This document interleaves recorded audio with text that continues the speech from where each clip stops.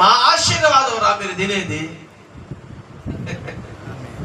మీరు కట్టుకున్న గృహాలన్నీ మా ఆశీర్వాదం. మీ పిల్లలు చల్లగా ఉన్నారంటే అది మా ఆశీర్వాదం. ₹1 కలిగిందంటే మా ఆశీర్వాదం. నువ్వు ఒక వస్తువు కొనుక్కున్నావంటే మా ఆశీర్వాదం. ఎవరన్నా మమ్మల్ని బానిసని అంటున్నావు?